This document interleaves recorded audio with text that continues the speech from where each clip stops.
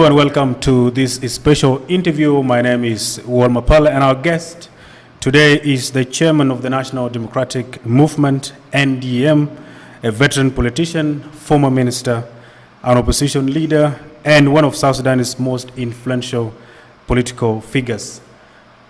He has served in various senior government positions over the years and has witnessed firsthand the country's political evolution from the liberation struggle to independence and the challenges that followed. As South Sudan moves towards a crucial electoral period amid ongoing political and security uncertainties, we speak with him about his party's preparations, the state of the peace agreement, governance, and his vision for the future of the country. Dr. Lam Akol Ajawin, thank you for having us in your office today. Well, thank you very much for having me. I also thank you for the introduction you have made.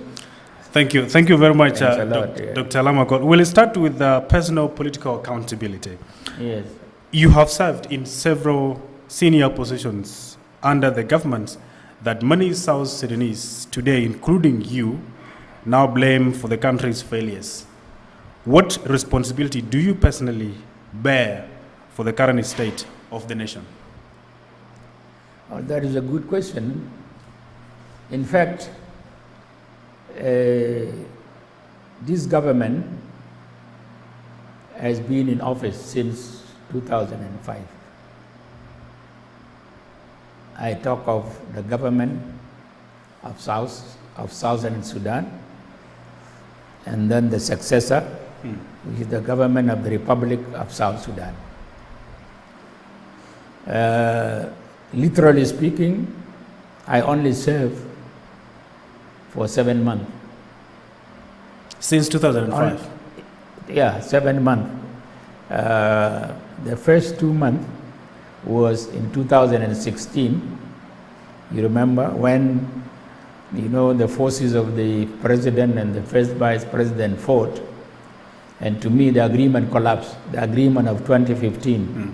So I left and resigned from my position as Minister of Agriculture, which was given to me as a result of that agreement.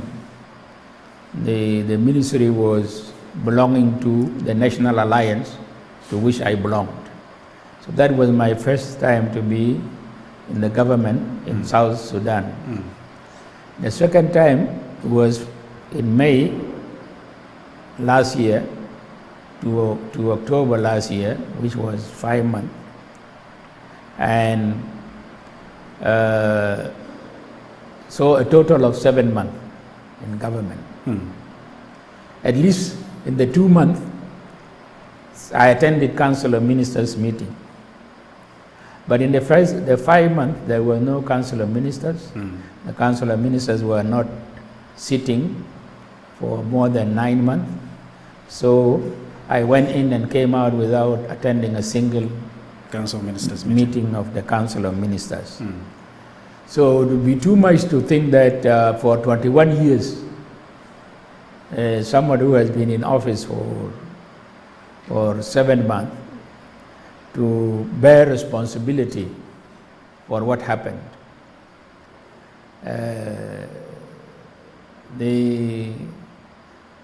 The agreement, which should have been implemented by all of us, had its own problems, and that is another matter. But to answer your question directly, that what responsibilities do I bear or does the NDM bear, I can tell you very clearly that we don't count ourselves to have been in government long enough to be able to influence the decisions that are being taken. Dr. Lama, does it need you to be in the government for long to bear responsibility? You can bear responsibility even in, sincerely, previously, as you mentioned that you were in the office for 5 months.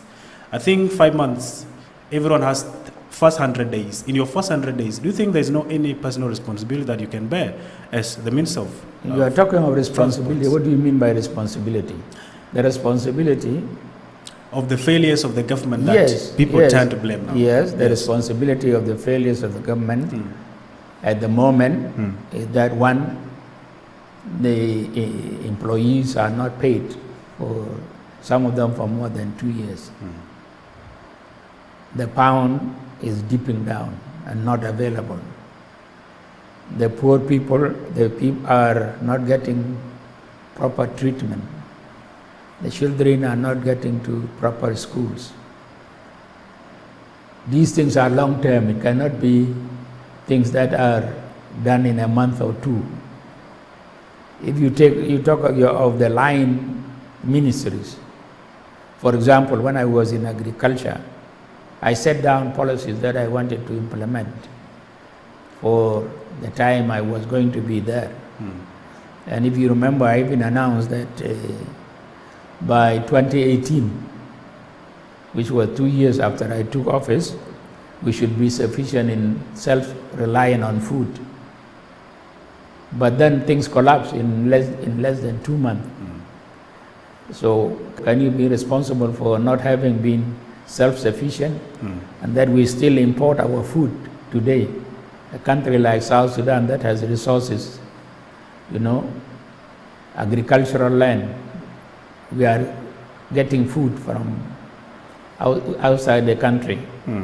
These are the responsibilities I'm talking about. Who is responsible for us not having developed our own potential to be able to rely on ourselves? We have oil.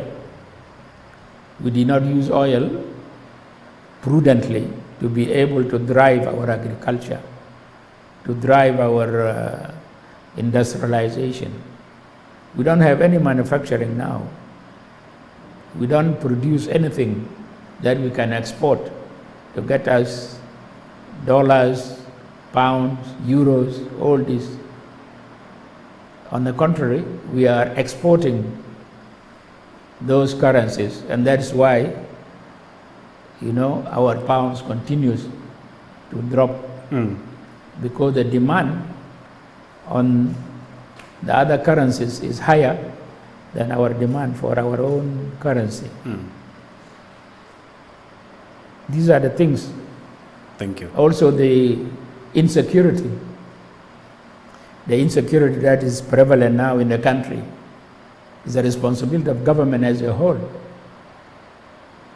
And that is something that should be decided in the Council of Ministers. I did not have the privilege of being a member of the Council of Ministers, so that the collective responsibility binds me to any decision taken by the government. By the government. If it is successful or failure, then I will accept it.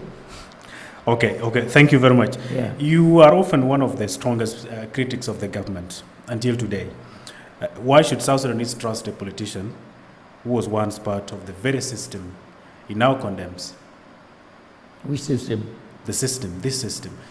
You served as the minister for 7 months, you said. South Sudanese outside there. Differently, at different times. Yes, I understand, at different time. Yes. But again, it remains the regime of Salva Kiir. That people now and other South Sudanese, whoever that has served in that government outside there is seen has no any different with anyone. So why do you think South Sudanese should trust you now?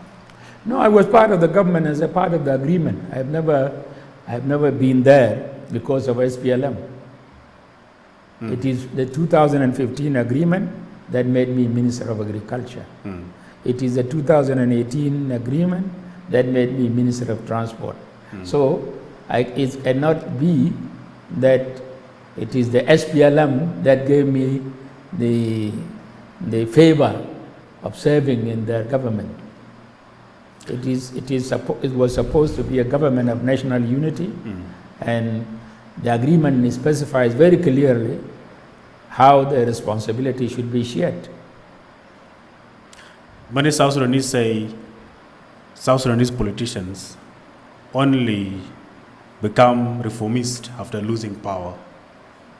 This is, of course, a generalization that has no meaning. We have been talking all along, even when we were in authority.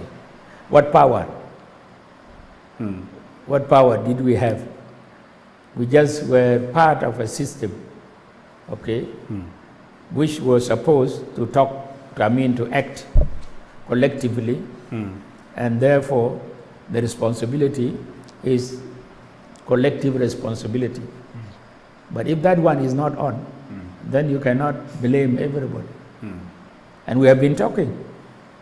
We have been talking as NDM that it is important to stick to the revitalized agreement. But it was being violated all the time.